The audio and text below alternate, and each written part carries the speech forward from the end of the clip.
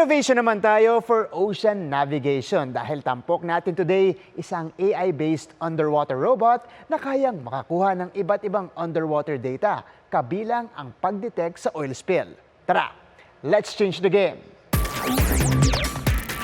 Underwater robot na kayang i-monitor ang travel time at layo ng biyahe ng ilang sasakyang pandagat. Maging ang coral health o kondisyon ng bahura, populasyon ng isda, temperatura ng tubig, taas ng alon, even detection ng langis o oil spill. All-in-one app, real-time. Pero teka, is that even possible? Yes na yes with Project Wave, short for the Way to Aquatic Ventures and Explorations, developed by students from Dr. Yanga's Colleges Incorporated. Katuwang niya ang underwater robot na si Jean, which stands for Guided Exploration and Navigation Equipment.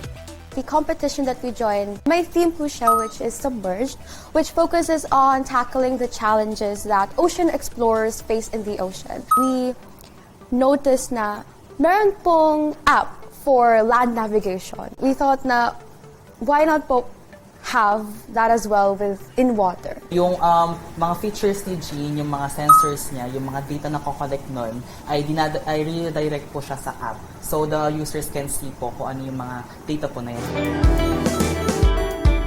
Dito sa aming app ay may feature din na makakapamili ka kung anong transportasyon ng iyong gagamitin at malalaman kung ano ang distansya ng inyong biyahe. Ay mag-search tayo ng starting location. Sabihin natin ay galing tayo sa Bukawi at pupunta tayo sa Upper Reef. Lalabas dito ang ruta ng iyong dadaanan.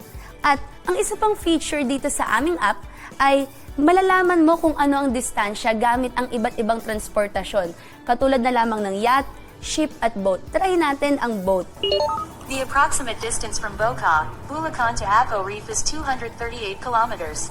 Malaki ang papel ng Artificial Intelligence o AI sa programming ng app na layo ng developers makatulong sa pag-aaral ng marine ecosystems. We decided to use AI po since we like to incorporate yung pagbibilang ng fish so we can help the fishermen. Nadedetect niya rin po yung coral health in which madedetect po ng camera yung color po ng coral para po ma-indicate kung bleached po ba ito or not.